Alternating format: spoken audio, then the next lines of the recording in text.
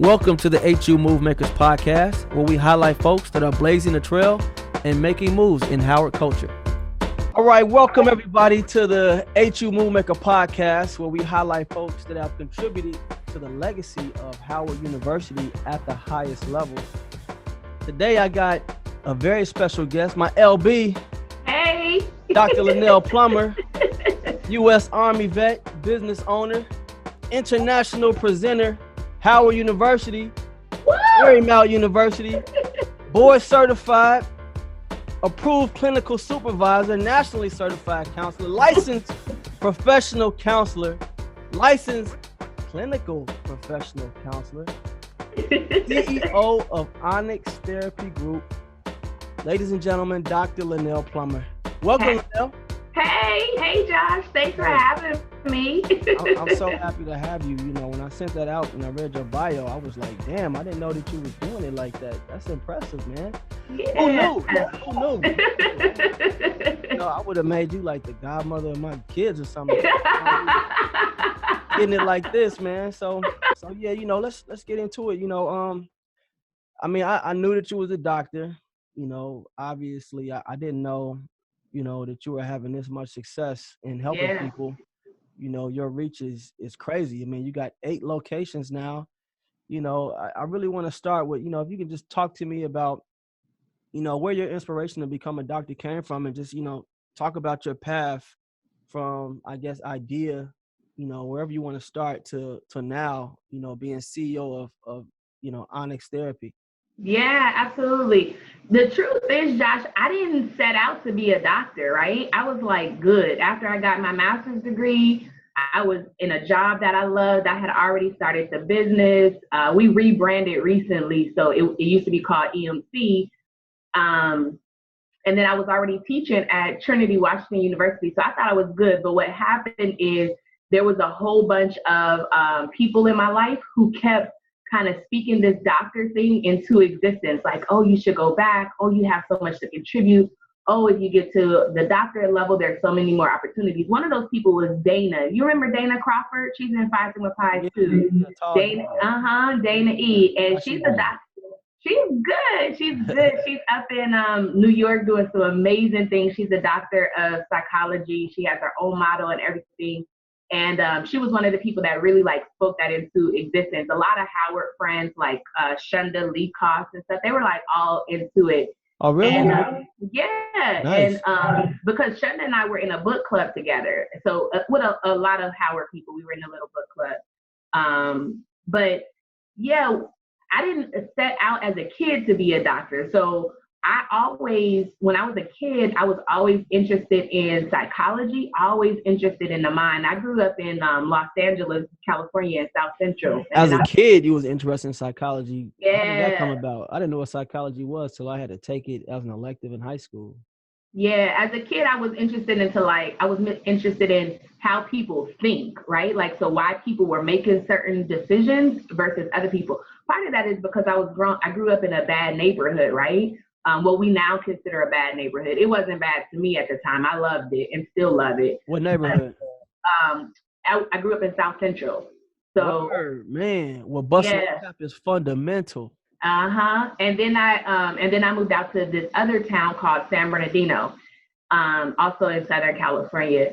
And it was not good. And I couldn't understand, but then I could always see how some people were living like this real nice, fancy life. And then some of us were living in the hood and living in poverty. And I couldn't understand. And I didn't get into like the social part of it or the economic part of it. I wanted to know more about the decision-making part of it as a kid.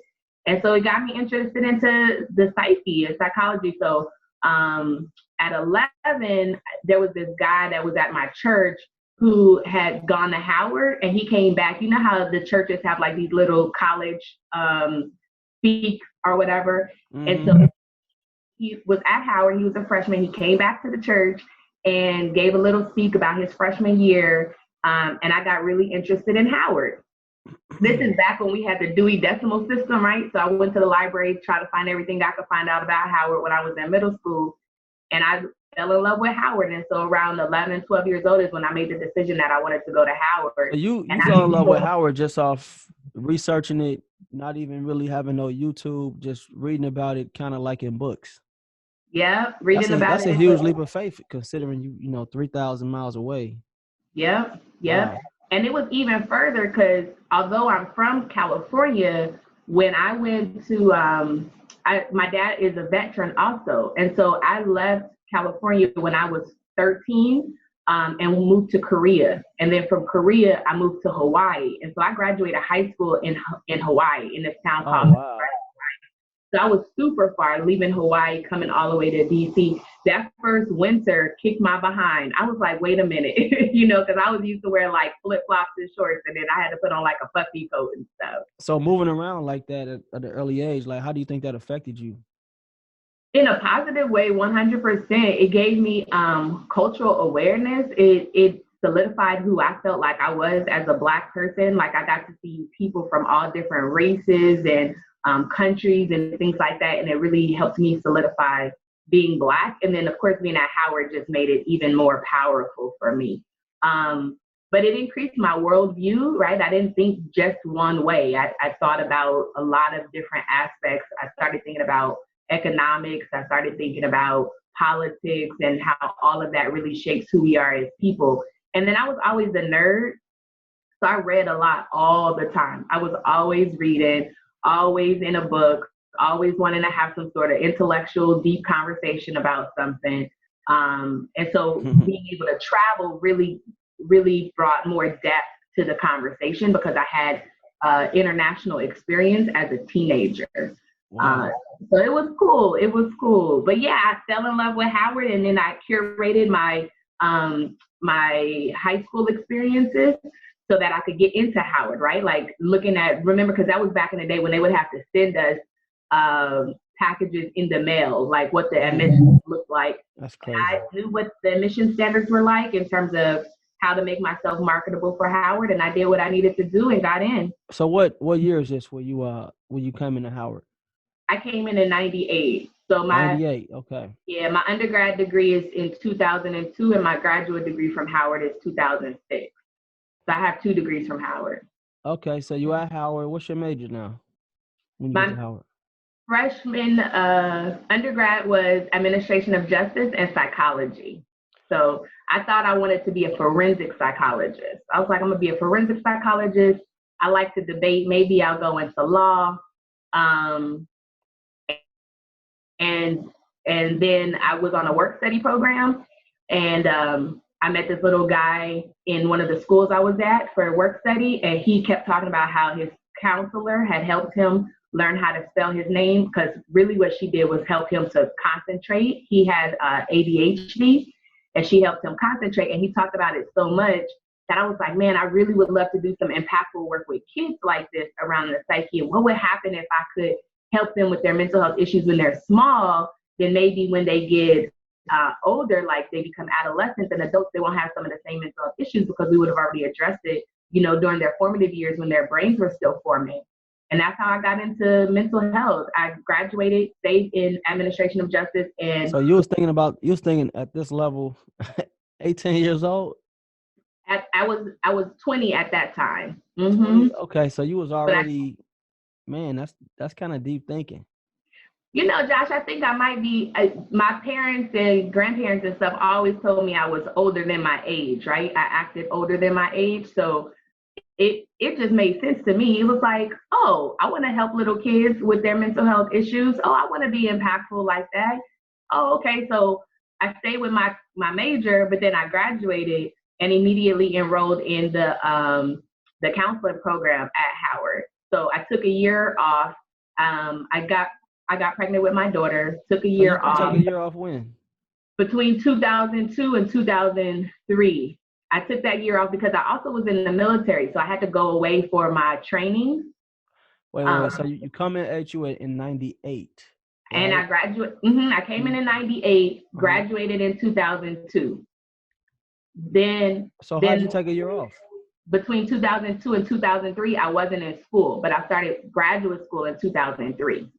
Oh, you take a year off of like just working in school. Okay, but you graduated. Yeah, when I was at Howard, I stayed the entire time. I guess what I'm saying is after graduation, I didn't immediately go into my graduate program. I took a year off before I started my graduate program to do my But you in the Army. Army though, right? You was in the Army. Yeah, I had to do my Army obligation, go away for training for a couple months, um, get established in the Army and things like that. And then I did not know that when I look back on those things, like, when I was at Howard, I didn't really have all those type of responsibilities and concerns. And you look back, you like, man, you was basically doing, was it ROTC? yeah, You doing ROTC, going to these places on the weekend, living a whole nother, like, damn near totally adult life. yeah. And then coming back and trying to be a student. What was that like at the time? Because you at the Mecca, Howard University, I mean, you said this is a place you fell in love with from doing research. Yeah. I mean, was it already ingrained in your mind that, to get through college, you was going to have to be, you were going to be doing all TC, or is that something that you decided to do once you got to school to help supplement, the cost of college? Yeah, it's what I decided to do when I got there. My dad is a vet, and he was very adamant that he didn't want his children to go into the Army because it's a hard life. The Army is hard. And he just didn't want that for me. And so but I also have younger siblings, and we didn't have a lot of money. And I was kind of thinking, if I could get a scholarship, then the money that my dad has saved for me, he could use that for my siblings who may or may not get a scholarship. So let me go ahead and get a scholarship so that he could save that money and give it to my siblings. None of my daggone siblings went to college. I was so mad. I was like, I done wasted all of this money. So what's the trade-off when you do all TC? They pay for your education, depending on what level of scholarship you have. They pay for your education, room and board, books, etc. And you have to do either 4 years active duty or 8 years in the reserve. So they pay for your education in exchange for sudden death, or possible death, or 8 years. Okay, so which did you do? The Army chooses for you, so I didn't have an option. I had to do 8 years in the reserve. Okay. So how was that?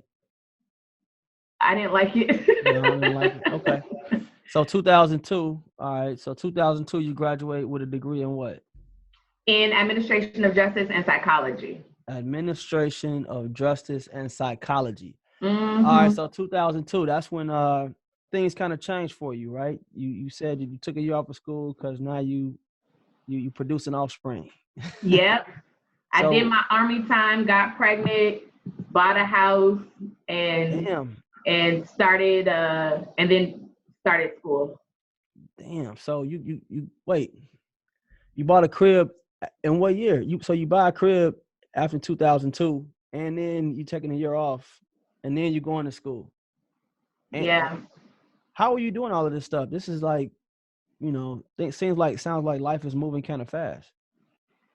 I don't know how I did it. I think in my life, things just go. I'm very intentional about my life decisions, but I don't feel limits.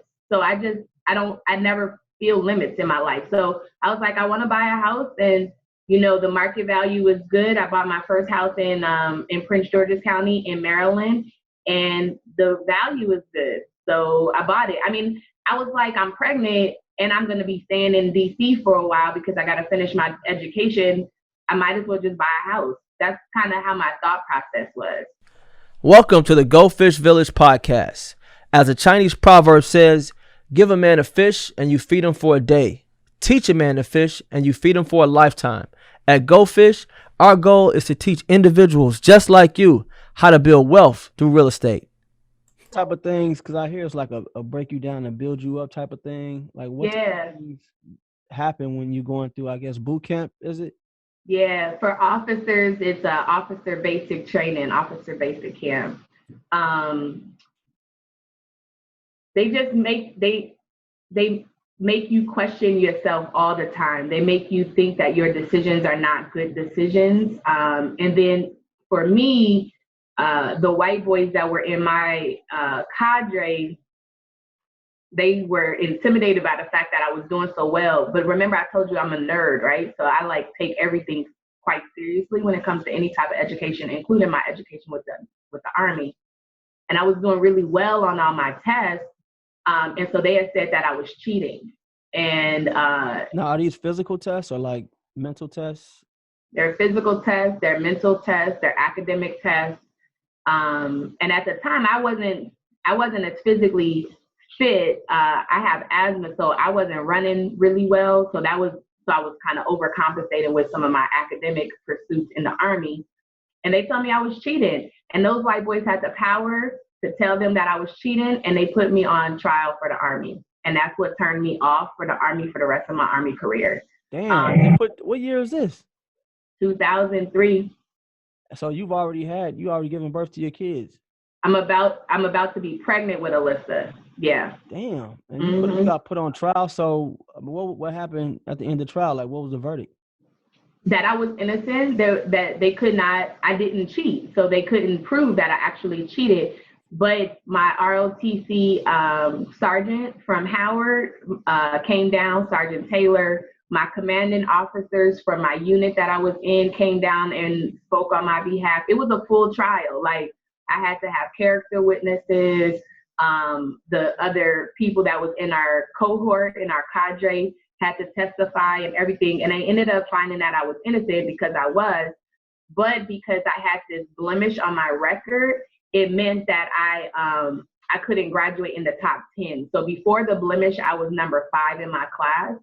But after the blemish, I couldn't graduate in the top 10. I graduated in they had to place me at the next number, which was number 11.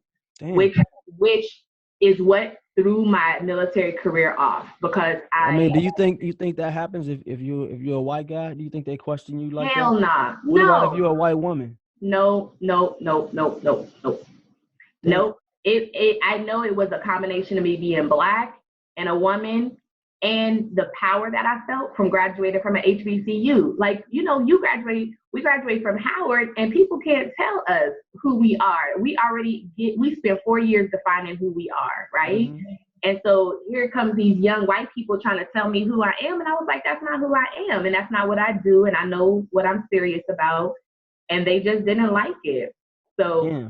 How many were in your class when you talk about being top 5? Oh man, there was probably maybe 40 of us.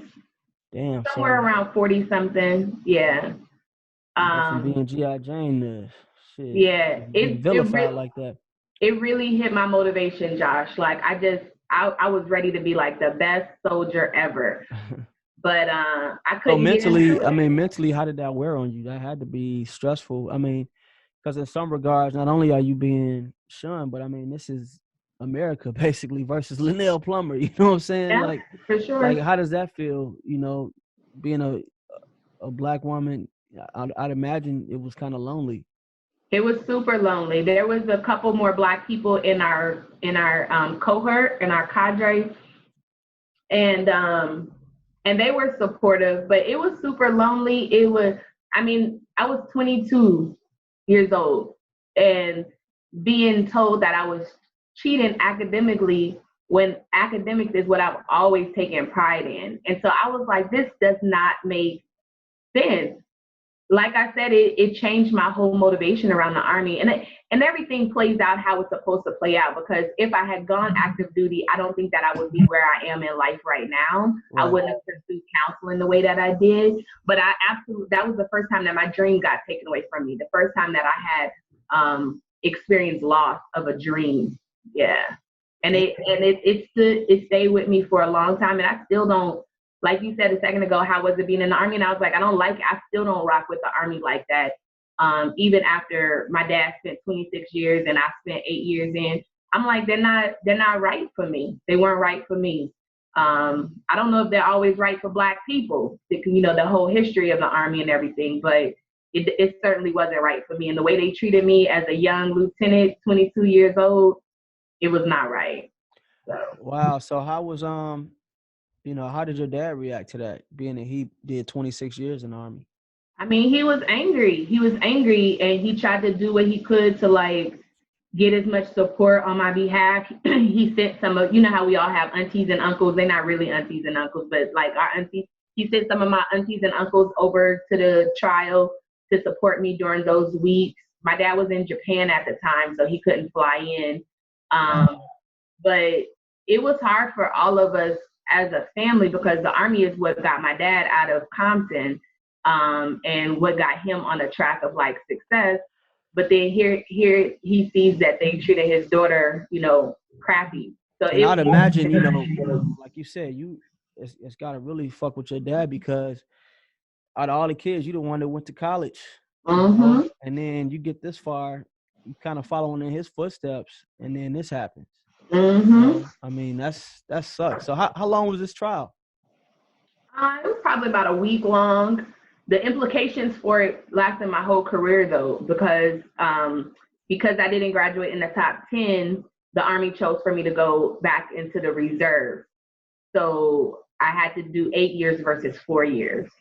So the reserve is just like you got to be on notice. Is that what that is? Yeah, you train you train for 2 days out of the month, and then you also train for about 2 weeks to 4 weeks out of the year. So you don't go to work every day for the Army, just a couple times a month. Damn. But when my soldiers deployed, I was on active duty. So I was the rear deck commander, the rear detachment commander. So I was working every day during those times. So did you actually see like live action? I didn't. I stayed behind. Okay. I was pregnant both times that my unit deployed. I was pregnant. First with Alyssa, and then the second time with Deuce. Okay, so this whole time you're with Bradshaw. Were you all married? No, we didn't marry. Okay. So what year is Alyssa born? She's born 2004. She just turned 16 a couple weeks ago. So she's born 2004. And when do you went to Marymount, right?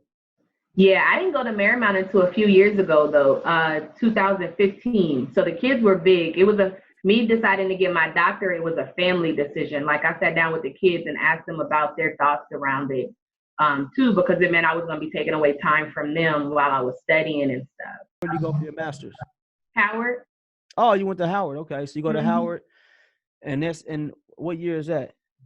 I enrolled in 2003 and graduated in 2006. Okay, so what's the plan now? You getting a master's of what? Counseling. So you're getting a master's of counseling. So the plan is to be a counselor. A licensed counselor. Okay, and then baby comes in 2004, right? Yeah. Okay, so now you're in school. The plan is to, you got the Army a little bit behind you. You trying to, pursue this career, master's in counseling. What is it like, being a grad student at Howard? Howard is home. Like, Howard is safety. Howard is comfort. Howard is knowledge. Howard is like being, in a cocoon of like excellence and success. And total opposite from what that experience in the Army, right? Yeah. So how did that experience motivate you once you got, back at Howard? It's always motivated me to just prove myself, I'm not necessarily, let me retract that. I'm not motivated to prove myself. I don't live my life like, oh, I got to prove myself to the world. But I know that if I have to prove myself because somebody challenges me, that I'll always be ready. So it keeps me ready. And I was ready, but at Howard, I didn't feel threatened in those kind of ways. My professors in grad school were also amazing. It was like grad school at Howard is very different than undergrad, right? Like undergrad, we get the full experience. Grad school is more just about the academics. We're not out on the yard. Those people who didn't go to Howard for undergrad are not out on the yard and stuff the same way. I had a baby by that point though, so it wasn't like I was chilling all the time. Like I had to work, and I had 2 jobs. I was working for the Army and working for Howard, and a student at Howard, and I had a baby. So I had to I didn't get the traditional 20s that everybody else has because I was a mom at 20. So what's the support like in your support system with the kids and with school? Is that something that you had to navigate on your own? Because, you're from LA. So I'd imagine that a lot of your, at least family support system is probably back home. What type of support are you getting? Yeah. Bradshaw and we mentioned Bradshaw a second ago, but Bradshaw went to Howard too, and he, of course, he's the father of my kids. He was an excellent support system. Like he wanted to be a father. We were young, Josh. We didn't know what the heck we were doing. You know what I'm saying? We were 23 years old having kids. But y'all was together for a minute though, right? Yeah, we were. We were together. We were together until Deuce was almost 1. Yeah. And I mean, that's how many years is that? We were together from 98 to 2000, almost 10 years. Okay. So you're going through a lot. I mean, you got, you from LA, you get to Howard, thousands of miles away. You graduate, of course, which is excellent. You go to the Army, you get put on trial for some nonsense. Now you're back in school getting your master's degree. You got your first child, that seems, I think a lot of people would have given up, or at least try to find the path of least resistance in this situation. I mean, and then, when you were at Howard, are you on scholarship for your master's? No, I was working at Howard though, so I was more debt. That's more debt you collected. Yeah. I mean, what's going through your brain at this point? Let me think. I was motivated to become a counselor because I met that little guy. So I definitely was motivated to want to help little kids. I grew up, like I said, in the very beginning of my life before I moved with my dad, I grew up in a lot of poverty, and I didn't want that for Alyssa. She was the only child I had at the time. So is that what's motivating you? Yeah. That growing up in poverty and then having a child? Are you trying to like break a cycle? Is that what's going on? Break a cycle is actually what it is. So when I was younger, this might sound like crazy, but when I was younger, I realized early on what my purpose was in life. I was a kid and realized why I was on this earth. And I think that God gave me that awareness early because, like you said, there were so many obstacles that would have broken me if I wasn't grounded in understanding what I was supposed to be doing. Even now in life, I'm almost 40, I'm very clear what my purpose is. And so that keeps me motivated. It keeps me driving. That's why, like, having the offices, like you mentioned, that just seems normal to me, like having 8 offices, because it's part of my purpose and I'm not stopping at 8 offices, right? So I was very motivated to be connected to my purpose, and I wanted my daughter to see something different. The people who had invested in me as a child, I wanted them to be proud of their investment. I wanted a good return on interest, right? Or return on investment, rather. Mm-hmm. So, I was motivated in all those different kind of ways, but, and I had the support to make it happen. So although I wasn't in LA anymore and I didn't have my family nearby, I had great friends. I had the support of Bradshaw. My dad, when he would come into town, he was extremely supportive and helpful. And Alyssa was an easy baby, so people loved being around her. It wasn't anything for people to like want to babysit her because she was cool. She's still cool. She's a cool kid. So yeah, cousins. I had cousins, and then Bradshaw's family from the East Coast, and so his family was really supportive for me when they realized that I was going back to school. Nice. So okay. So cool. So now you so you graduated in 06, is that right? Mm-hmm. You graduated in 06. What's next? Child, I got pregnant again. Now, was this one planned? Yeah, well, Ducey wasn't, but Alyssa was, yeah. Okay. But I before I graduated, I had a wonderful opportunity to start a counseling program at a charter school in DC. It was a brand new charter school. They didn't have a counselor. They wanted something different. And I came in and I said, listen, I'll be your counselor. I hadn't even got my graduate degree yet, Josh. And I was like, I'll be your counselor, but you got to let me design this program how I want it to be designed, right? Like, so I came up in there like, boom, this is how I want to do it. So this is why you're still at Howard.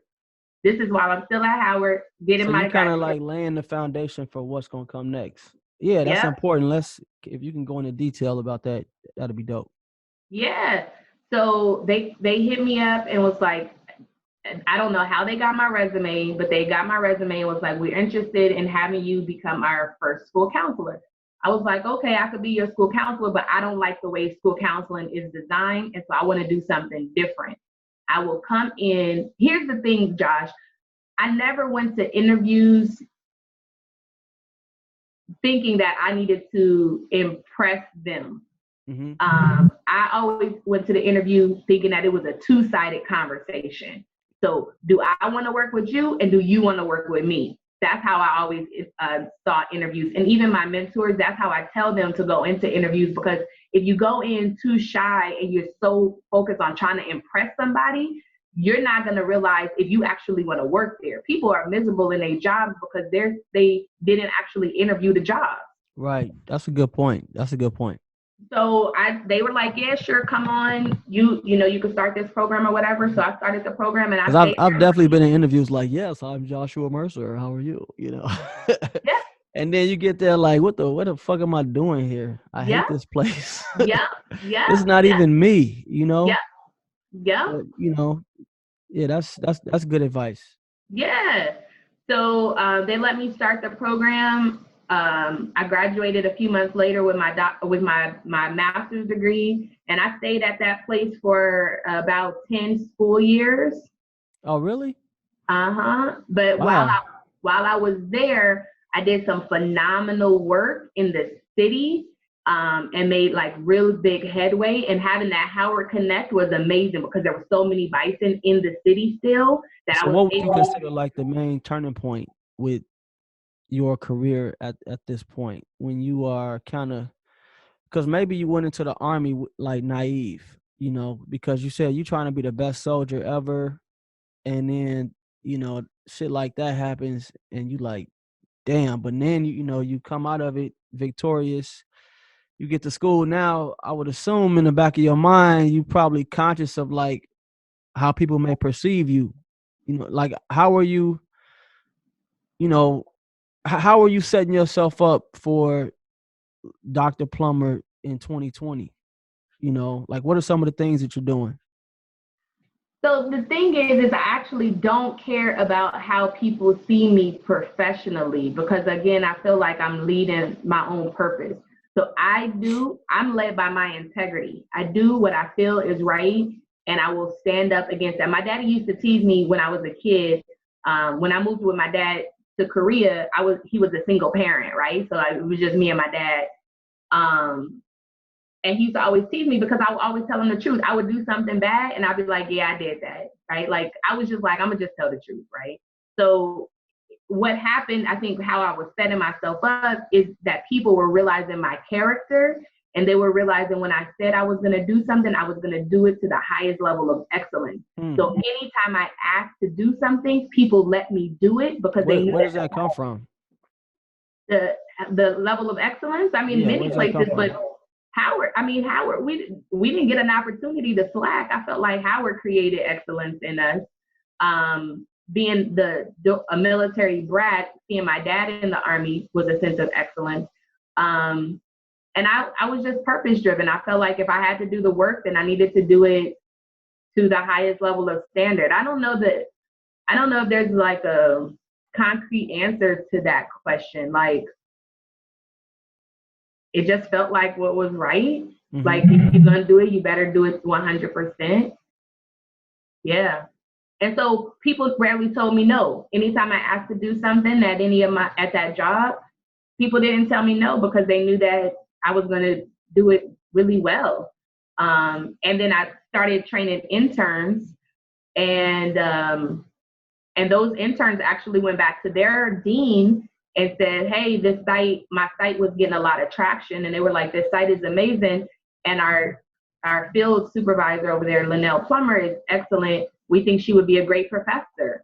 So Trinity called me and was like, hey, do you want to be a professor? What year is this when Trinity called? I think 2012.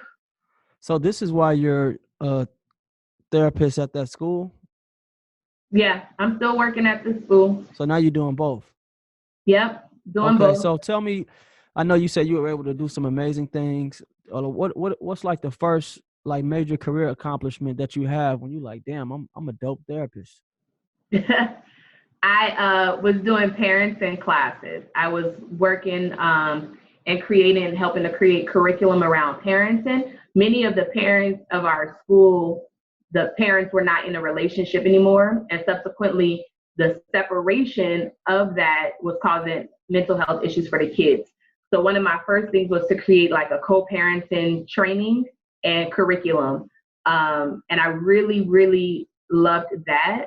But I've always been, before I even finished that, I've always been innovative in that idea. When I was living in Korea, my first job was to start a program for the Army. It was called the Teen Relocation Assistance Program.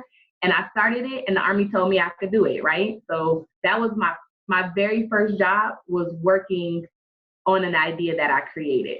So I had already gotten accustomed to creating ideas. I'm not creative in like art and things like that. I'm creative with like ideas, and I'm passionate about seeing those ideas through. So so the co-parenting thing was one. I started presenting around the city on the co-parenting concept and the implications on mental health for young children. I started embracing cultural concepts and competencies for kids, because people think about race and gender only for adults, but not for kids and their development, their self-identity and awareness. So why is mental health such a popular thing? Like, why did it gain so much traction over the past, I don't know, maybe 5 to 7 years? Like, why is it such a? Because people are not doing well. People are not doing well. So what about people that say, mental health, these, because I taught for 7 years in CPS, and I'm not gonna lie, I mean, it was students that I was around that was like, okay, this kid needs some help, because you meet their parents and you're like, okay, I see why you like them. Yeah. Then you have kids, it's like, okay, you just being bad. You know what I'm saying? Like, you just showing out, want attention, and you need a good ass whooping. I mean, like, as a doctor, like, I'm sure there are people that, maybe over exaggerate. They think an ass whooping solves everything. You know what I'm saying? I mean, how do you respond to folks that don't think, that think, an ass whooping or, certain things like that can solve a mental health issues? Depending on the situation, the ass whooping might make it worse, right? Now, the reality is kids need discipline. People need discipline. I don't necessarily think that hitting somebody is going to give them discipline, though. What it's going to give them is fear. And when they experience that fear, it's going to stop their brain from growing the way that it needs to grow, right? It's really going to stunt their growth, because it becomes a traumatic response. Like, the whole science behind getting your ass beat is an issue, right? And we understand historically why it happened, right? Like, we, especially having graduated from Howard, graduated from Howard in the psychology program, we studied how slavery manifested itself in discipline practices for Black people. It was better for us as parents to beat our children for making a mistake than to have the master beat our children, right? Because when the master beat our children, they were ruthless. There was no compassion, no empathy for it. There was no taking care of those wounds afterwards. But when we beat our children, we thought we were doing it more for preventative measures, and we were. But it became cultural, and that even after slavery, we still were beating our kids, and it was not appropriate anymore, right? Because nobody was like actually beating us. We have present day lynching, like, we're not going to deny that, right? But beating the kids has become part of our cultural norm, but it's rooted in something else. So some people we do need discipline. All people need discipline, but beating our kids are not the proper way. Beating our kids is actually probably leading to more mental health issues than not. But some kids are, I work with kids all the time, right? I'm okay saying that I don't like some kids. I don't like some kids. Mm-hmm. Like, some kids, I don't like their personality. I don't like what they represent. And people are like, LaNail, they're little and everything. I'm like, nah, the kids come into this world with a purpose, and some of them are just assholes, and I just don't like them, right? And I'm not gonna mess around with them. But for the most part, I love like 90% of kids, 95% of kids. Let's say you have a magic wand, and and you have the ability to, help people on a mass level. Like, what are some changes that you would make to I guess change, to increase somebody's, I don't know if mental capacity is the right word, but what would you do to increase mental health, or what can people do right now to increase their mental health? Or, how can I help my kids, because I got a 6-year-old and a 3-year-old. And as parents, I want to do everything I can to help my kids. And one of the things I want to teach my kids is to be leaders and all of those great things, and not follow the quote unquote wrong crowd, but as somebody who's at the top of their game right now, what are some things that you would do to increase mental health awareness and opportunities? Yeah, that question is so heavy that would take us 85 years to answer, right? But because there's so many elements to that, I think it depends on so many different factors. Mental health is influenced by so much, right? It's influenced by our politics, it's influenced by our economics, it's influenced by our genes, it's influenced by our environment, it's influenced by so much. But for Black people, one of the things that would, if I had a magic wand, I would want all Black people to understand how greatly powerful they are, right? And that these circumstances that we have been placed in this country are just that. They are circumstances, but they are not defining factors for our lives. Are you saying that Black people are more diagnosed with mental health issues than other people? We're actually not more diagnosed. There's a disproportionality in diagnosis, but we're not more diagnosed because most of us don't go to counseling to get diagnosed, right? Okay. Like there's still a taboo. We have many more Black people going to counseling now because counseling has become cool and trendy, which is wonderful. There's so many athletes and celebrities and people we look up to openly talking about counseling. So that means that more people are in counseling. And then you got cool counselors, right? Like we're not sitting there looking crazy and having everybody lay on the couch. We show up in like dresses and high heels and makeup done, like we look good, and so people are okay with coming to us. We don't look like stiff like the old psychologists used to look back in the day. So should I be going to counseling even when things are going good in my life? Absolutely, 100%. Absolutely, yeah. Because when things are going good, that's when your mind is more open to reflection. That's when your mind is more open to creativity. That's when you could think about things and create new pathways in your brain, new decisions and communication processes for yourself. When things are good, it's just a matter of learning. Why right? can't I just go talk to my pastor? Well, you could, but your pastor may not be a counselor, right? And so I was Why talking can't I to just pray on it? Why can't I just stay prayed up? Why do I got to go see a counselor, man? Huh? Because counselors are of God too. Because counselors are of God. So just like we have these pastors out here, they're spiritual healers. We are emotional and mental health healers, right? And then we have our doctors that are physical healers, right? Like, you gonna pray diabetes away? Nah, you gonna have to go ahead and take your medicine and go to the doctor and run and get your cardio in or whatever else it is that you need to do to maintain your diabetes. Black people don't always, the problem is we don't like sharing our secrets, right? Like, we don't trust people. And we have historical reasons not to trust people. Like, that's not absurd. But we don't trust people. And so we don't want to sit there and tell everybody all of our business. Once you started to have success, you got into that school and you kind of realized, like, man, I'm pretty dope at this. Like, I'm impacting people's lives. People are coming to me. Trinity called me to be a professor. At what point do you say, you know what, I want to be Dr. Plummer?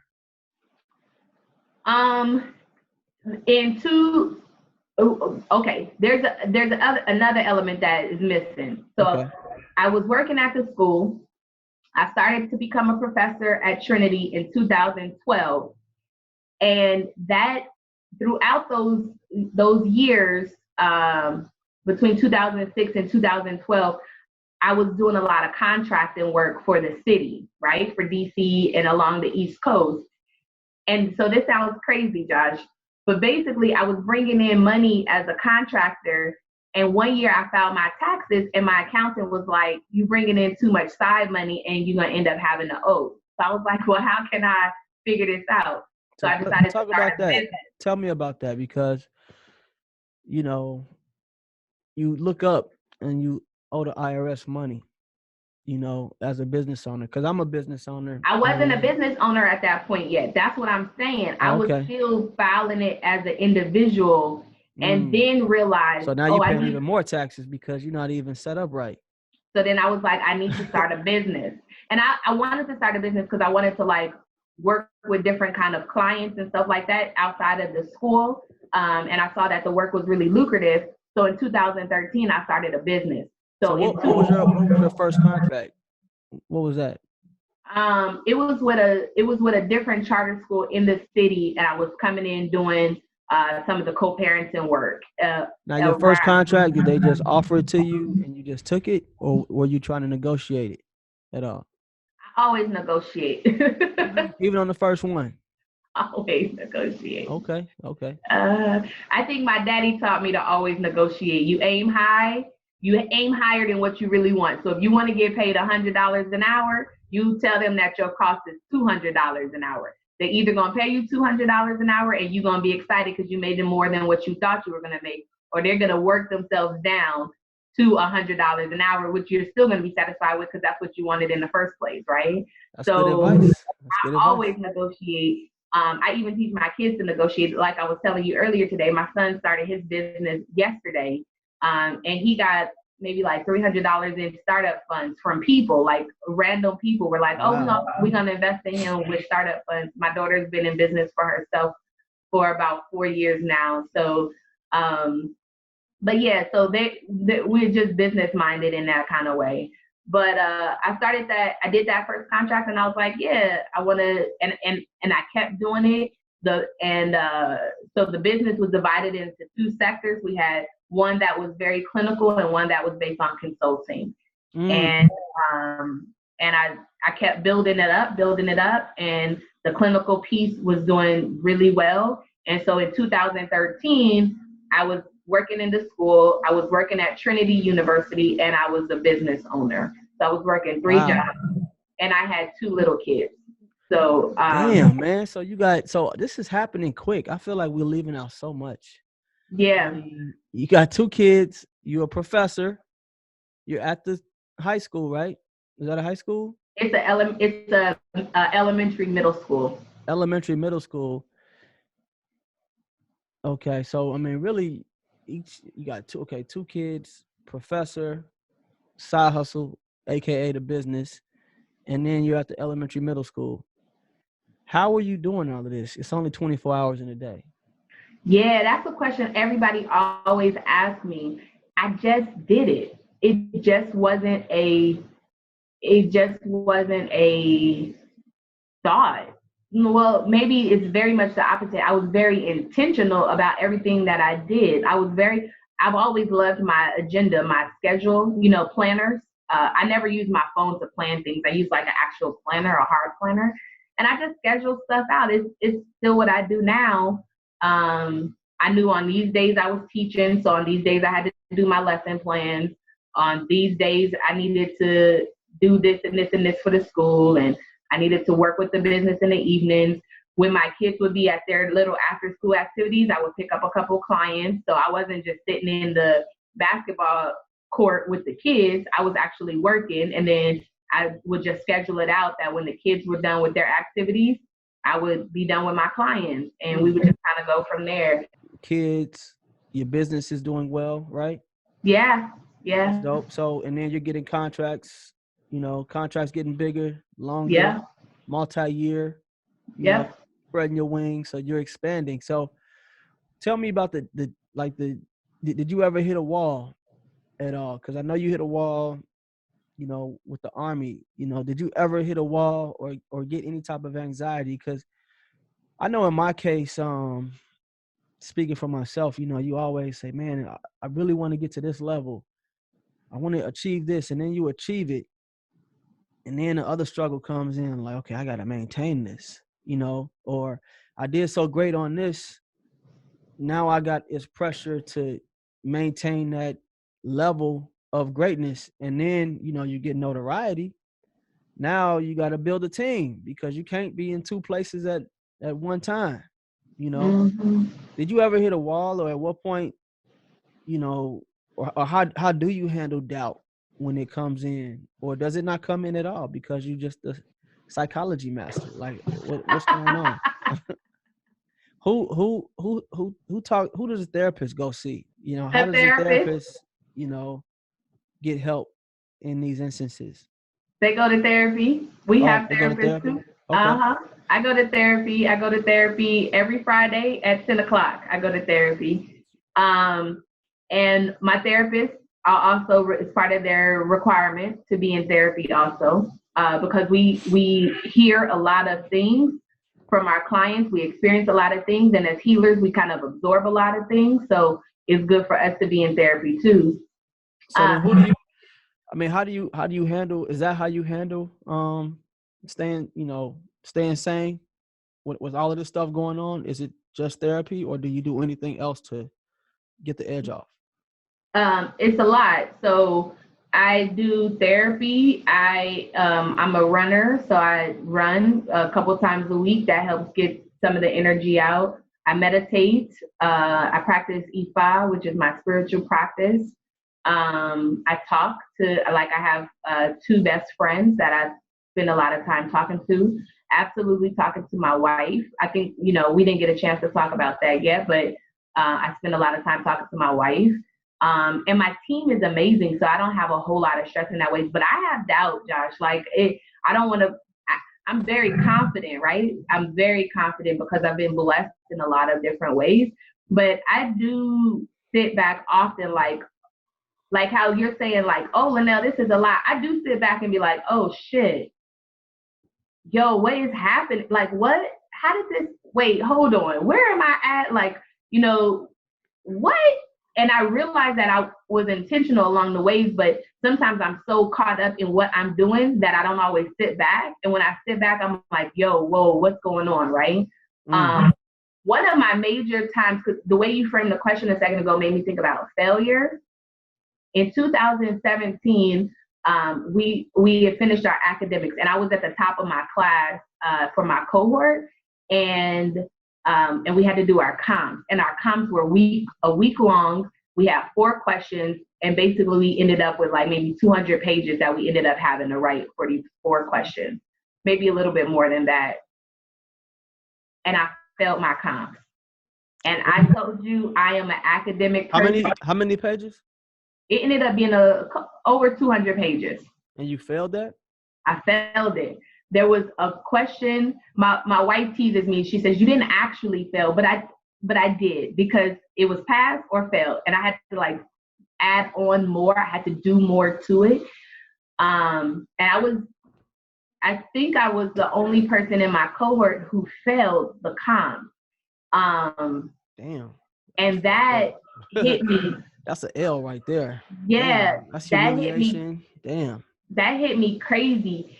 And so I ended up resubmitting whatever I needed to submit, passed the comps the second time. But by that point, I was so motivated to regain my sense of where I thought I should be, that I ended up being the first person to graduate, or the first person to defend my dissertation. How did you feel that? Were you just not studying? Did you just turn in a piss poor paper? Like, what happened? No, they said that I didn't answer 2 parts of one of the questions. I didn't answer it fully. Like, I didn't have enough research involved. Like, I just answered it based off of the dome, because I had all the research around me. But you tried to finesse them. I've been doing the work for so long. I just knew the answer, but I didn't incorporate enough research into it, which was crazy because I definitely love research. So I was just like, how did I fail? So I think part of what needed to happen, part of the reason I needed to fail, Josh, I needed to get grounded again, right? Because I was feeling myself too much. You know what I'm saying? And I needed something to be like, listen, you need to sit your ass down, right? So I needed that. And what it ended up doing, though, was motivating me to regain my sense of self in a different kind of way, to rely on my spirituality a different way. So I ended up being the first person in my cohort to defend my dissertation. I did something really remarkable. I wrote a dissertation in 9 months, which is generally not heard of. And and I was the first person to defend my dissertation, and then I ended up being the valedictorian for my doctoral program. So I spoke at graduation. And I noticed in your bio, I don't want to mess it up. LGBTQ is a big part of your legacy and your work. Yeah. I guess I want to start this conversation off like, how did that happen? Not like it was a mistake, but you know what I mean. How did that? Yeah. So here's the thing, Josh. I was a little girl. I was probably 7, somewhere around there. 7, 8 years old was big for me. There was a whole bunch of change that happened. I think I started to become aware of stuff. I started talking about like my purpose and stuff. But I was about 7 years old when I really knew that I liked looking at girls, right? Like everybody was over there looking at the little boys and talking about the little. Me too. Me too. But yeah, keep going.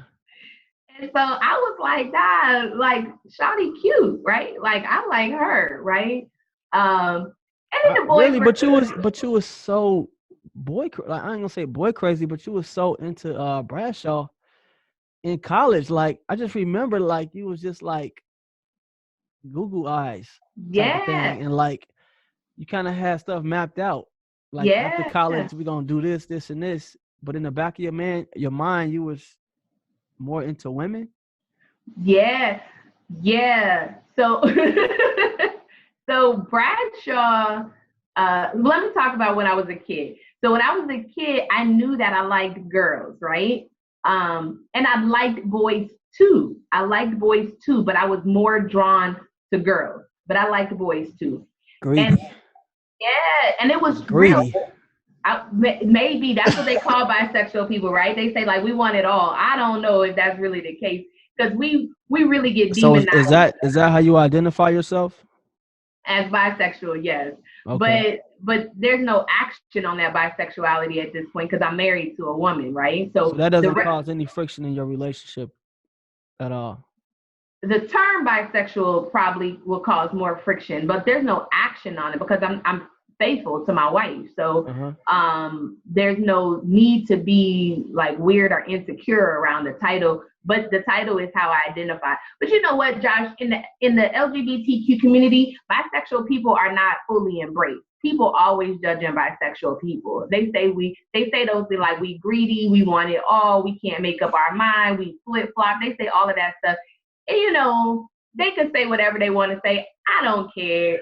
Kind of greedy. Maybe we get to experience the fullness of experiences, right? Like maybe that's what it is. But no, when I was younger, I hid a lot of those experiences and desires around women. Like that wasn't anything I was public about. Did anybody know? Yeah, my closest friends knew, my closest cousins knew, and my parents knew. But my parents thought that it was a phase. And because I was with Bradshaw for 10 years, they were really like, oh, she's like grown out of that phase or whatever. But Bradshaw knew too, right? Like he's always been a great friend. Even after we broke up, he's been an amazing friend. And so he knew. So it wasn't like I was hiding anything from him. And then just 6 years ago, 2014, I was like, I'm tired of kind of living like this. I'm tired of pretending, right? I'm tired of pretending that I don't have these thoughts and these desires. I'm tired of, hiding the things that I'm thinking and doing and stuff. And how can I have integrity, right? Like I talk about integrity to everybody else. I'm like, you should be true with your thoughts. You should be authentic. You should live the world in this way. And here I am hiding a whole part of myself. And when I actually told the kids, because I told the kids first, but when I told the kids, that was Alyssa's point to me. She was like, you've been hiding all of this for all of these years. Like, and she was real mad. She wasn't mad because I said I was going to be with women. She was mad because she thought I'd been hiding. She was like, you were lying to me all these years. And it was true, right? Like I was hiding that part of myself. So not actively lying. It wasn't like a overt lie, but it was absolutely like, And I was just like, I'm not going to keep living like this. I'm going to do what I want to do and how I want to do it.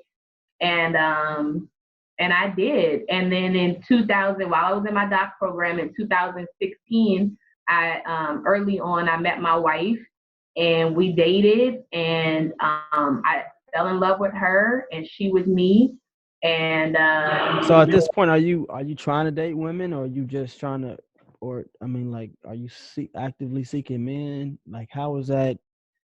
How did you meet your wife? I mean, are you going to gay hangout spots, or you like, hey, yeah, if I meet somebody, I meet somebody? How's that going? it was, if I meet somebody, I meet somebody. So I was dating a few people at the time. So you could have basically married a man or a woman. I guess technically yes, but I believe that I'm supposed to be married to my wife. So, but yes, I was dating both men and women, and very much happy and comfortable because I had come out 2 years before that. My come out experience wasn't traumatic like many people. And I think part of it was because I was already established as a person and I wasn't dependent on anybody. So when young people come out, it's a little harder because their parents could tell them, they could tell them like, you're not gay or you can't be gay or don't bring that to my house. But I was already grown and I had kids and I had property. Like I had a career, like nobody could make me feel bad about the fact that I was coming out. But yeah, I went to, the twins, our LBs for Phi Sigma Pi, Rachel and Becky. I went to a party that they were hosting, and they kept messing with me all night. And they were like, do you see anybody you're interested with? It was a Black lesbian happy hour. And they're like, do you see anybody? I was like, nah, I don't see nobody. And nobody in here that I'm interested in. And then my wife walked in, and you probably saw pictures of her on Instagram or whatever, but she has the most beautiful smile. She has the most beautiful smile. And she walked in and the light was hitting just right and hit that smile. And I was like, I want her. And so when Rachel and Becky came back over, in fact, some of my best friends were with me that night. And they were like, they went to Rachel and Becky, was like, LaNail saw somebody that she wants or whatever. So then they played the middleman between me and Megan, that's my wife, for the night. And then towards the end of the night, Rachel brought Megan over to me and introduced her to me. And we have been inseparable since then. That was a Friday night. We went on our first date that Tuesday, went on another date on Thursday, another date on Saturday, and then we've been inseparable since then. Man, so I mean, so your kids, they just took it in stride, and your parents did too. Oh no, no. No. My kids, yes. Alyssa, once she got over the fact that she thought that I lied to her, she was fine, right? Like, I think ultimately kids just want their parents to be happy, right? So they just want like any type of awkwardness to their friends, like, this is my mom, and I mean, what do they refer to your wife as? Their mom too? Their mom. Mm-hmm. Okay. Their mom. So, because what age are they when this happens? When I met Megan, 11 and 8. So they kind of understand. They were about to be 9 and 12. But Megan wasn't my first gay girlfriend, my first lesbian girlfriend. So they were a little bit already then. Yeah, they had already experienced me being with a woman publicly. And Alyssa, I think there's a couple factors involved. One, we're in DC, which is very open to the LGBTQ community, right? Like, so is lesbians and gays and transgender folks, queer folks all around DC. They had teachers that were in the community. They had other friends whose parents were in the community, everything. So they didn't have a major issue. Alyssa had I think maybe 1 or 2 issues where somebody said something to her about me being a lesbian, and Alyssa, she was not here for the criticism, right? So she handled it the way that she felt she needed to handle it. And I supported her in that regard. Deuce just really wanted me to be happy. He's just like, Ma, do whatever you need to do, just be happy, right? Because they had seen me in some relationships, some interactions with other people and I wasn't happy, and they didn't like that, right? They didn't like seeing me unhappy in other relationships, because I openly date while raising my children, because I want my children to know who I'm dating. So that's probably a different parenting conversation. So they were fine. They were fine with it, and now it's normal to them. We have a unique family kind of get up, Bradshaw. We all get along. So there's a parent text and there's a family text as well. And so we all parent together, like for Mother's Day and stuff like that. Bradshaw gives both of us Mother's Day cards and like gifts and things like that, right? And so we're unique in that way, because we're really supportive. Now, my parents, my mom was not here for it. She was like, absolutely 100% no, this cannot be the case. But you said she already knew, right? She knew, but she thought that it was that I had gotten over a phase. So when I was like, they were fine when I was dating Megan, but when we got engaged and we were going to get married, both of my parents was like, wait, no. My mom more than my dad. My dad had made the decision to not walk me down the aisle. And I love my dad 100%. He had made the decision to not walk me down the aisle and then changed his mind on the day of the wedding. But by that point, it was too late, because I'd already told the kids that they were going to walk me down. I had already asked the kids if they would walk me down the aisle, and they did. So my dad is perfectly fine now. He considers Megan his daughter, very loving to her, very giving to her. They have their own relationship independent of me, a very perfect and ideal father-in-law spouse relationship. But yeah, so my dad is fine now. Once he realized that I was really going to marry Megan, he got himself together. What about friends? How do they respond? For the most part, my friends were cool. I had one friend in particular who told me that she didn't want to be a part of that. Like she wasn't supportive and all of this. She said it was ungodly. So I mean, as a therapist, I mean, can you see why people would feel that way?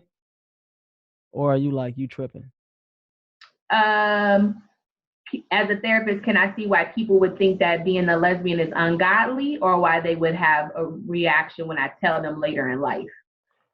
Just as a whole, like, I mean, I guess as a person, like, just given your experience as a therapist, as a person, because it wasn't acceptable to really come out, I would say probably until maybe 10 years ago, maybe. That's kind of when it became like, all right, we're not about to, judge people so much for being, gay or whatever. I mean, we always knew gay people, obviously, but, in college, I mean, you saw people, it really wasn't talked about like that. You didn't, you might have talked about people, but you didn't really, you made it uncomfortable for people to come out.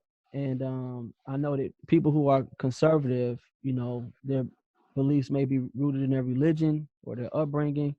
Can you understand why somebody may not agree with your lifestyle? Yes. Okay. I can understand why somebody could not agree with my lifestyle. I understand disagreement. I understand various perspectives. I understand how socialization influences our decisions and influences our thoughts. I understand all of that. So do you think those people are wrong, or do you just say we have to agree to disagree? They're wrong, yes. And I let them know that they're wrong, because I'm opinionated, as you know, and have known for over 20 years now.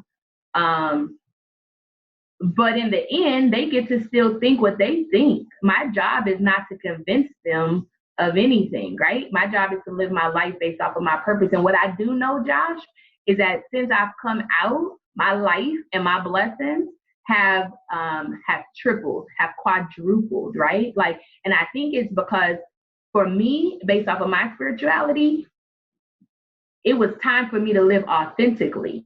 And when I decided that I was going to be my fullest, most authentic self, that's when the blessings came. That's when the business tripled in staff, tripled in locations, tripled in everything. That's when, I bought my third home, right? that's when my children started getting blessed in other kind of ways. And I think it was all dependent on me being authentic. I also want to talk about, how you're able to, one, professionally, how did this affect you professionally coming out in the way that you did? And it's not so much coming out. To me, it's more so, you got 2 kids with a man, and then now you're married to a woman. As a professional, I mean, how did that affect you? Positively, interestingly enough, positively. It allowed people to see that I was more complicated, complex in a beautiful kind of way than just one-sided, right? It became part of my story, and it becomes part of my legacy. It is who I am. So it was positive. And because I did it, I then have a specialization, not just because of my lifestyle, but because I started studying LGBTQ communities. It's part of my specialization now. So many of my clients are part of the community, and they, just like Black people generally want to go to Black therapists, gay people generally want to go to a gay therapist, because there's things that they don't want to have to explain. They don't want to have to talk about certain things. They don't want to have to educate their therapist. And then they're coming to me and they don't have to educate me because I know it. I live the life, right? And I'm trained in it as a specialization as well. So are there therapists that disagree with LGBTQ? Yeah. Okay. That's something that we could, they still do on. Conversion therapy. People still try to do conversion therapy. That's a real thing. Okay. Yeah. So that's like talking you out of being gay. It's basically talking you out. There's actions behind it. There's conversion camps. There's all sorts of things that they try to beat it out of you. They try to restructure. I don't like men's no more. Right. I've been delivered. All right. Cool. It's psych, right? Like there's a lot. So what about, I want to get this question in about, how were you able to grow your business from 1 location to 8? For those folks that, a lot of times people struggle to, people might have a talent in the area like you have a talent in therapy, but they don't have that talent in business to where it matches up, where they can really, multiply their impact the way that you've been able to do. How have you been able to grow your business?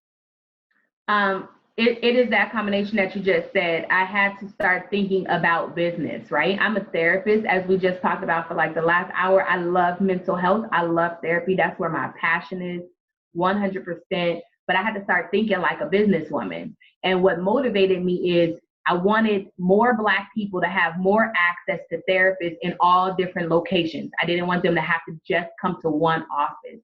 My team was growing really fast, right? Like I had beautiful Black women coming to me saying, hey, I want to work for Onyx and everything. And I needed space for all of them to work in. And I wanted to make it convenient for them. My business model is around my counselors too. And so I wanted them to be close to their homes. I wanted them to not have long commutes. I wanted my clients to get access in beautiful ways.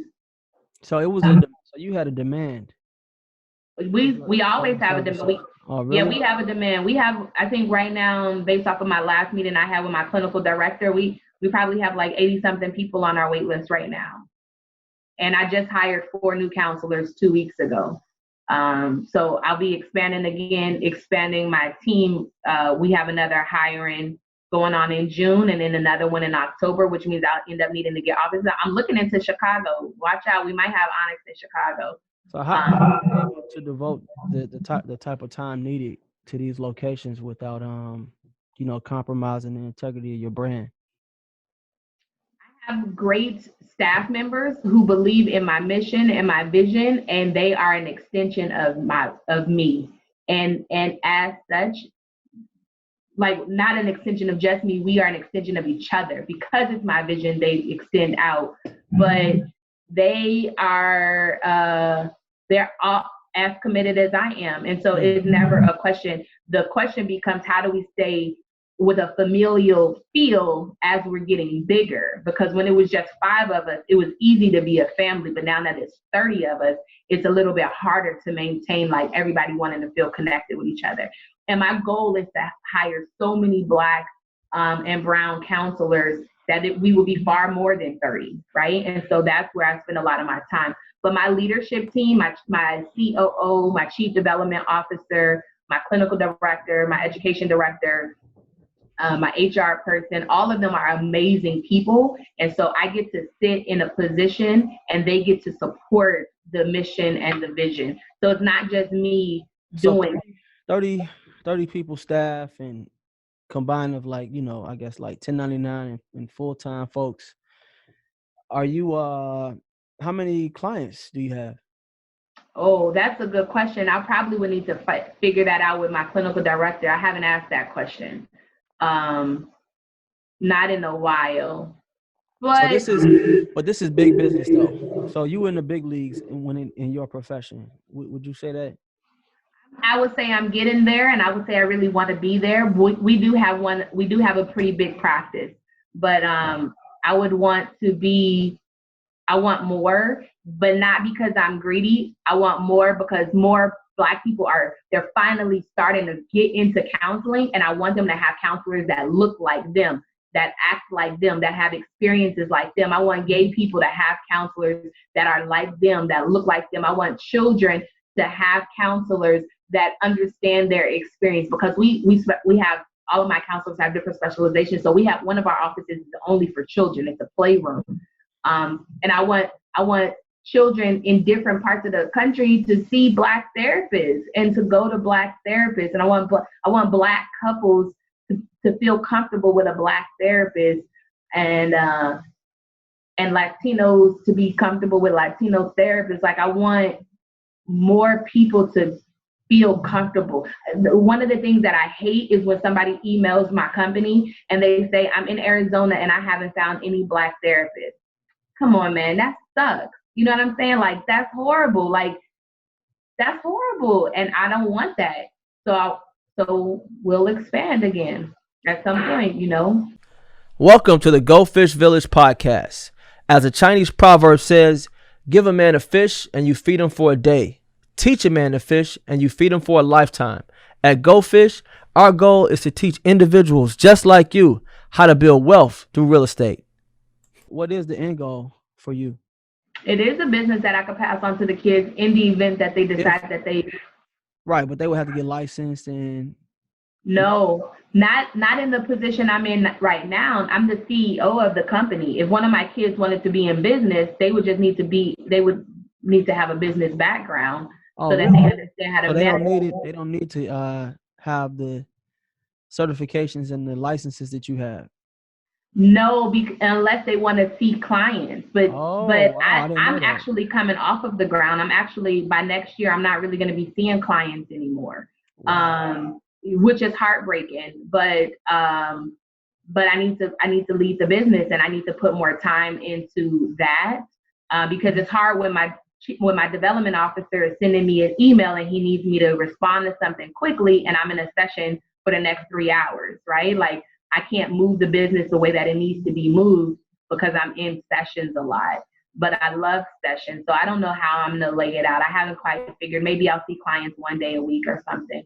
But it doesn't necessarily have to just be passed to my kids either. It could be passed to one of my staff members if they want to take over the business. It could mental health businesses get bought out by other businesses, by other mental health businesses.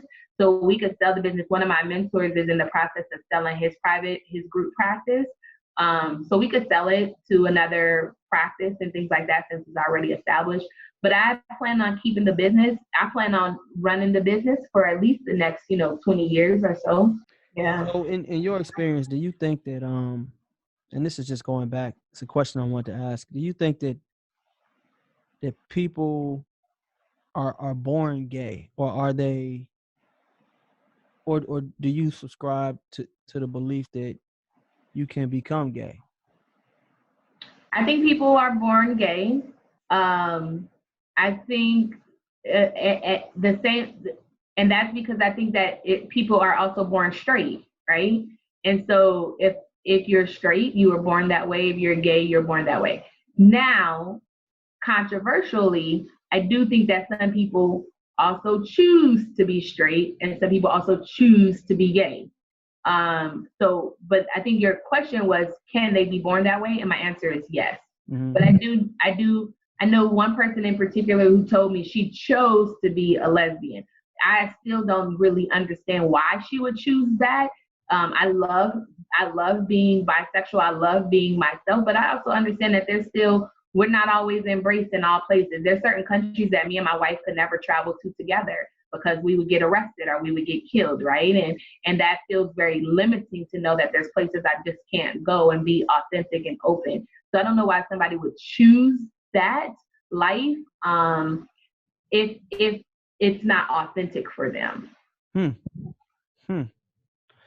Interesting. Because I remember, coming up as a kid, I mean, I used to crack on jokes on everybody. So I'm like, man, that's gay. You know what I'm saying? Uh-huh. Or you even use worse words, the F word, to describe gay people. But you just talk like that as a kid. You're not really thinking, yeah, I'm about to affect this person long term. But then I remember being a teacher, and I'm like, yo, that kid's gay.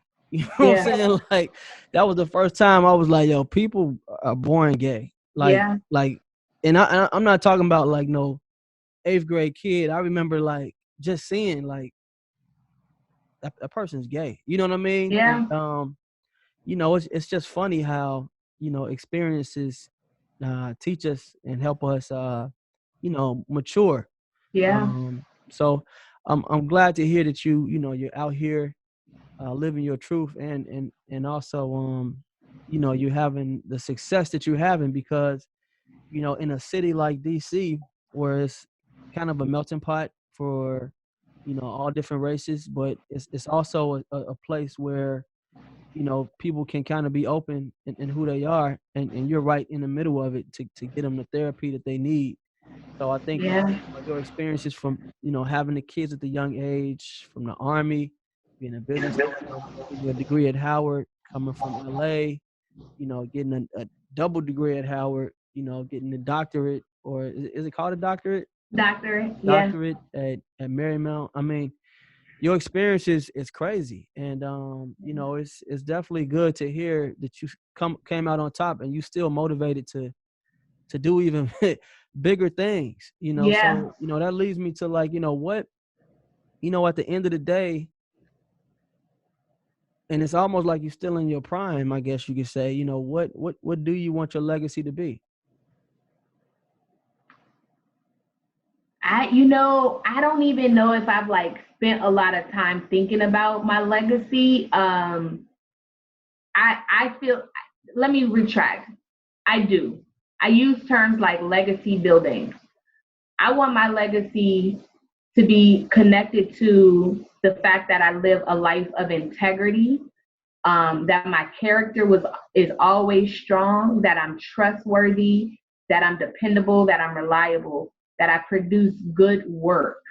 I want my legacy professionally to be that I help as many Black and brown people with counseling as they wanted to get help. I want my legacy to be that I am an educator. I was an educator that was passionate about education and research and training, to the degree that I could produce the most competent and confident counselors that this country needs in order to allow us to be healed, right? To heal ourselves in this way.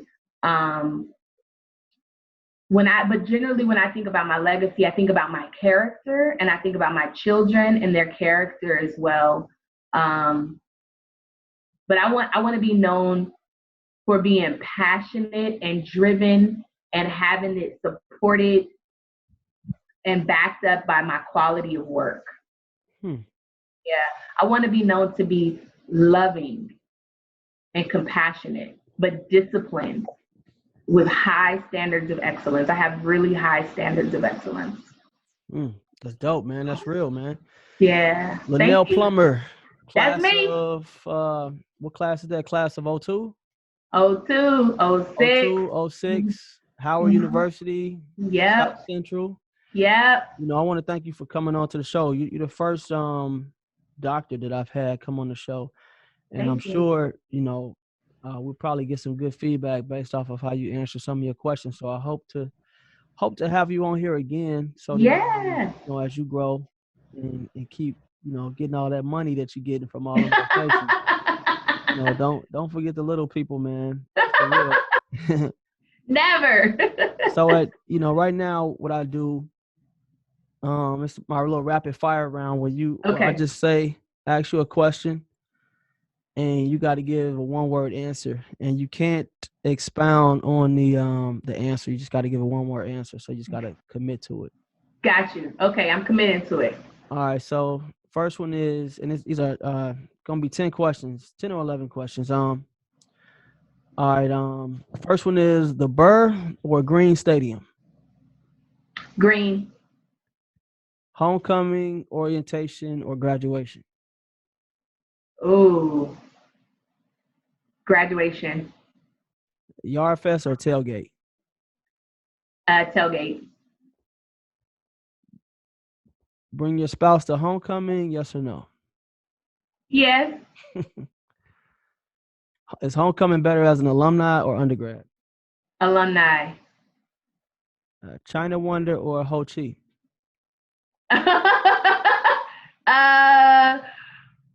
Ho Chi. U Street or Adams Morgan? Ooh. Adams Morgan. Alternative medicine. Alternative medicine? Mm-hmm. Yes. LGBTQ. Yes. Howard University. Home. Mental therapy. Healing. Nature or nurture? Nurture. Okay, that rounds that one out. All right, now I got some questions, some Jeopardy questions about Howard. Let's see if you can handle these questions. This will be played in front of thousands of people that are judging you. Okay, thousands of Howard alumni grads. So let's see if you know anything about our history. Now, these are easy questions that people typically get wrong.